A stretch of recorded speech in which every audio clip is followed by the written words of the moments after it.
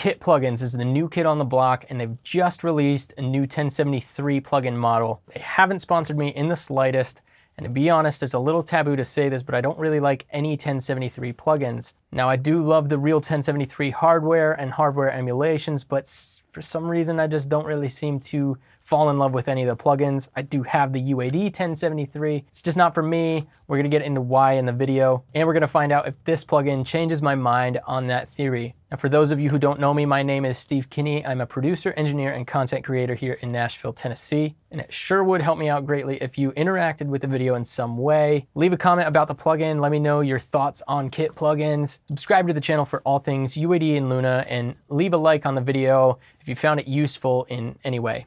All right, so what's the deal with Kit plugins anyway?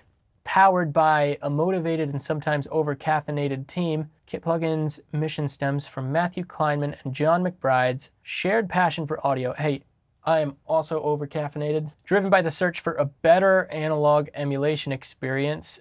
That's always good. They're looking to make better plugins. Kit strives to innovate the way we perceive the possibilities of digital sound.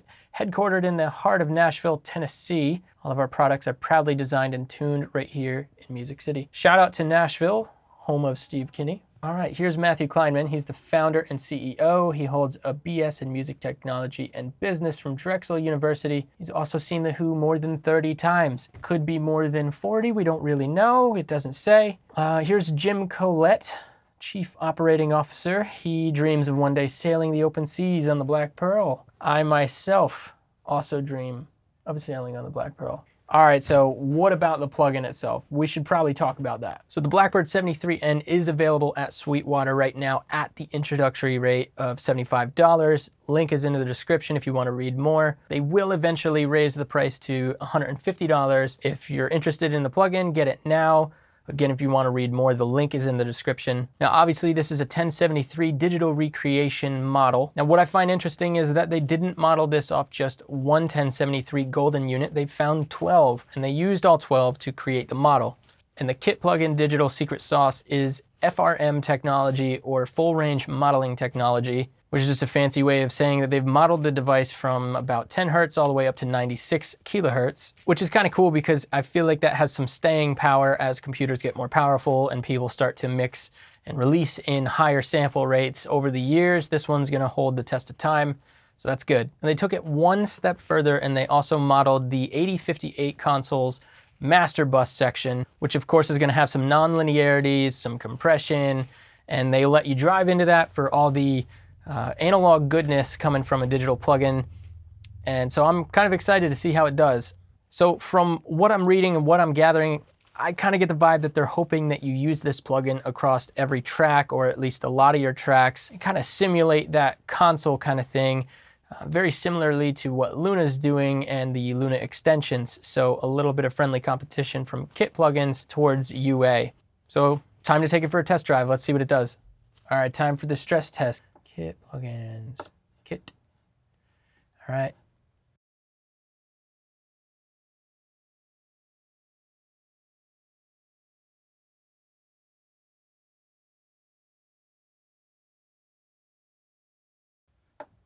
Yep, this is happening.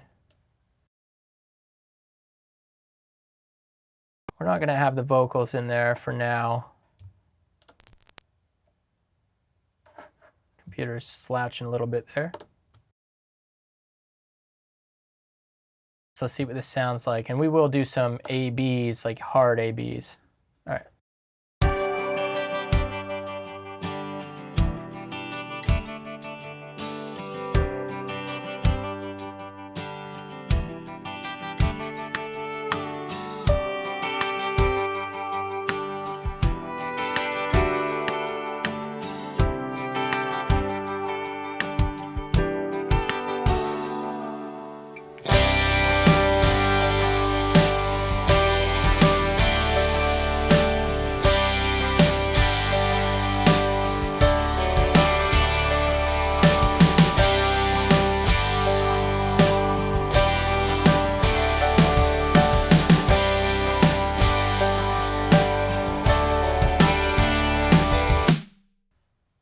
Okay, massive difference. That's It's a pretty big difference. So there is some stuff going on in there for sure.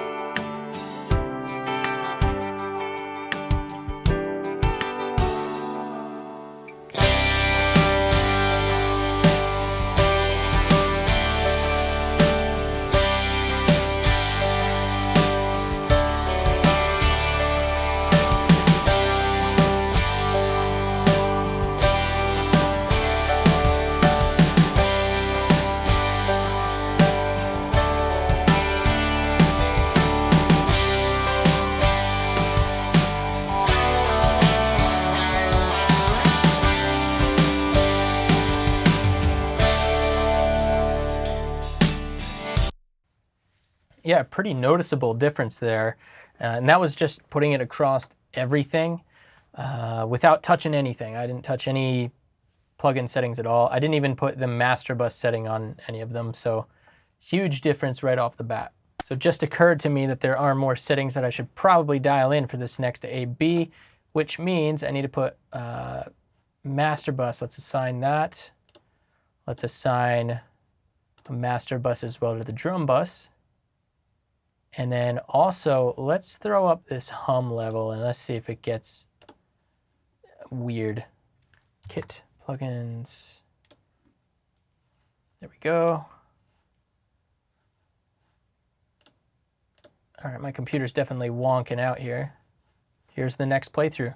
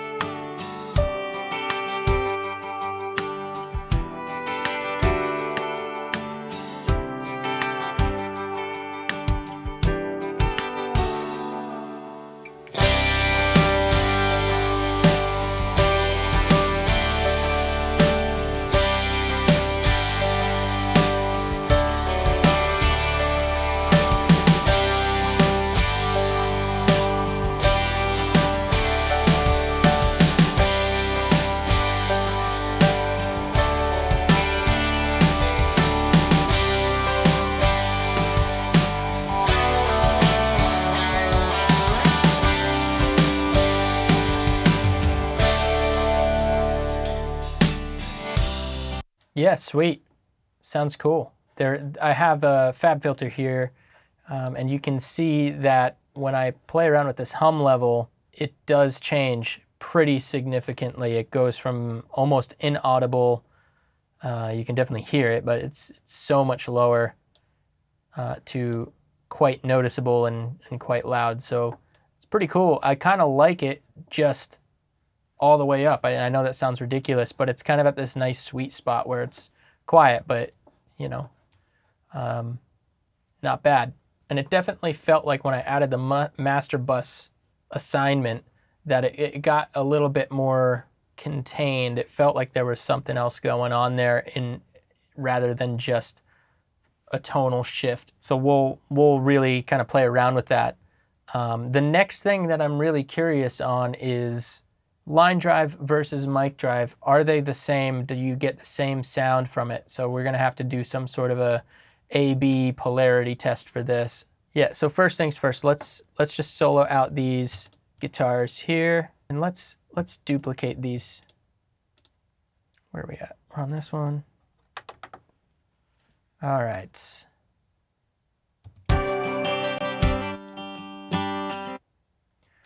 All right, so you can see I've now flipped the phase on my acoustic guitar. If I put it back in phase with itself, it's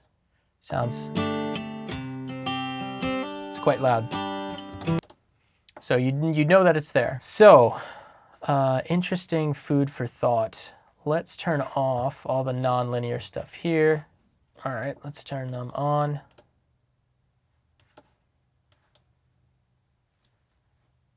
All right. If I flip the phase, does it disappear? No. So phase test 1 has passed. The hum level doesn't get canceled out. Let me make sure that all the other ones are off. Flipping the phase doesn't cancel that, so that's real cool. That's a good thing. Next, let's see what happens.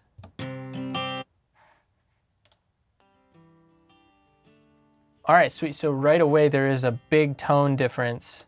Somewhere in here, there's a big tone difference from the line versus the mic signal because they aren't canceling out anymore. So that's cool. So now let's drive them.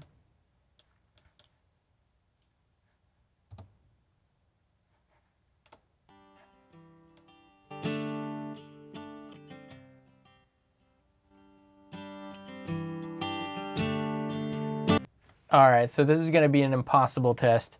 Basically, there's no way to gain, there's no line gain, which makes sense. I mean, I'm not expecting that it had that, but I would expect that if I were to drive the input side on the plugin, that it would auto gain this down. So that didn't really happen. So, all right, test is a failure. Now let's test to see if everything is truly non-linear on the mic side, and let's keep auto gain on.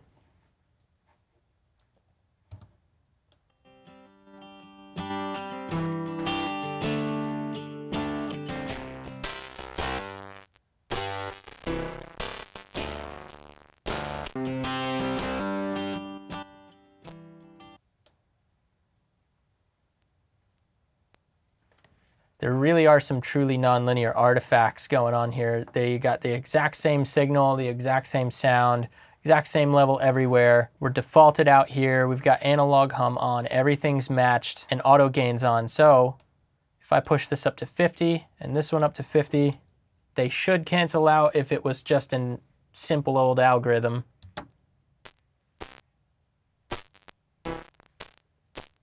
But they do have actual differences between the two sounds in general, so that's really cool.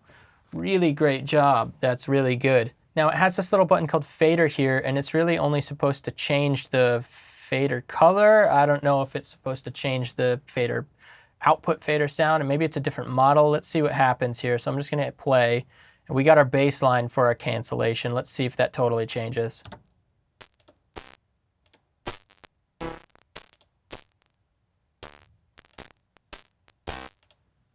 All right, so there's no real noticeable difference. It really is just a GUI kind of graphical thing.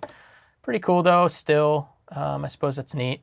All right, so let's go down here to -20. Let's do this test one more time. Let's go continuously variable.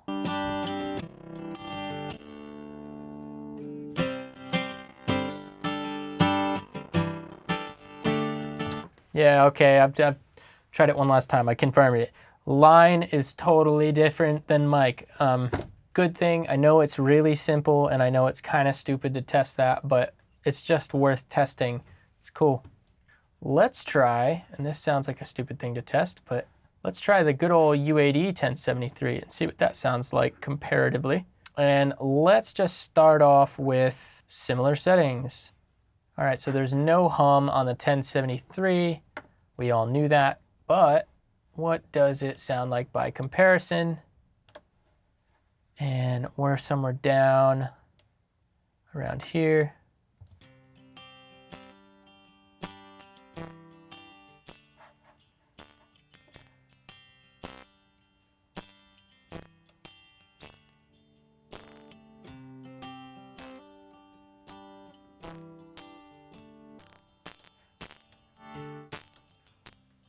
All right, so there's a big difference between the two.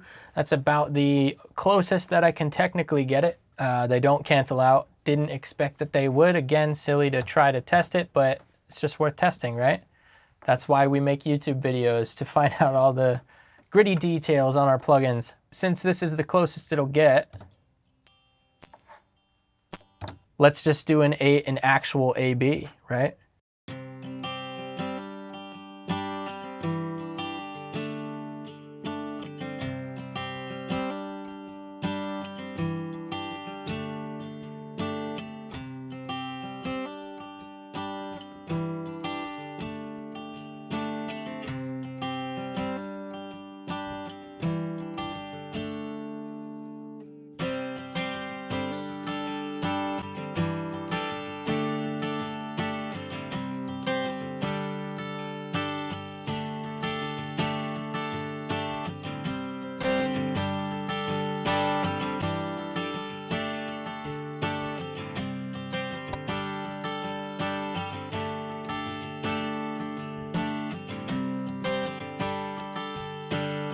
My preference is the Kit plugin. I just think it sounds a bit more natural, a bit more transparent, but you still get the cool like color and stuff. It just sounds a bit more transparent, more lifelike. And that's even before you throw in the analog hum. So I made sure to have that off for this. So far, I actually really like this and the way it sounds. It's pretty cool. Let's try some other stuff. Let's try playing around with the EQ on this guy, see what it sounds like.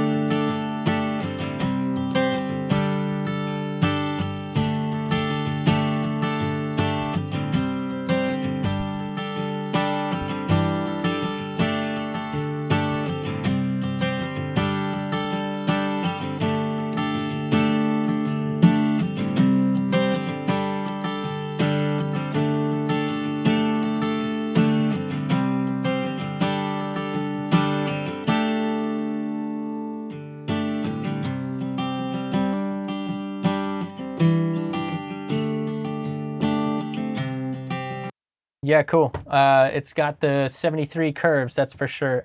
Sounds real nice, pretty sweet. I don't know what more I can say about an EQ like this, but it sounds realistic. It definitely is acting realistic, which is cool. Something I just noticed here is that it has its own phase switch, it looks like, its own polarity switch. Let's see what that does when you compare it to the other plugin. So at 0, they do cancel. There is nothing actually happening here. So straight up they cancel. Let's make sure auto gain is enabled. And let's throw it into mic. Is there anything at all? Nothing at all, okay. Let's gain it up a bit. So is there anything going on here? Outside of that, yeah, there's a little something something. Yeah, outside of just that high-end kind of thing. All right.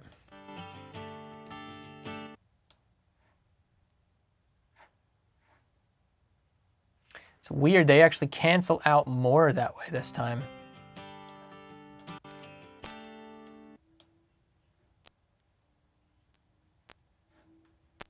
Okay, so the back to not canceling out. So,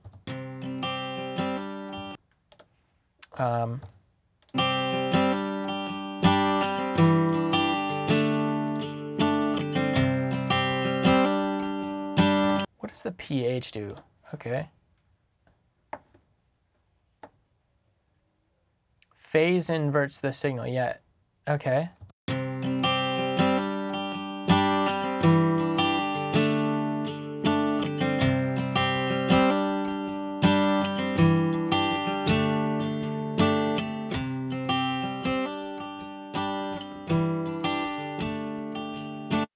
All right, so I'm not sure that the phase is working right. I have no way of knowing because it doesn't do anything. But when I phase reverse it through Luna, I don't know if that's a bug or what, but anyway, so that's interesting.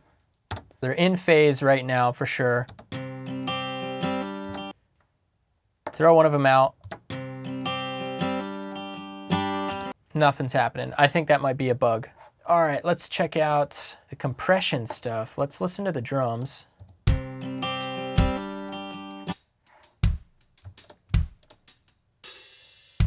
So it's a master bus.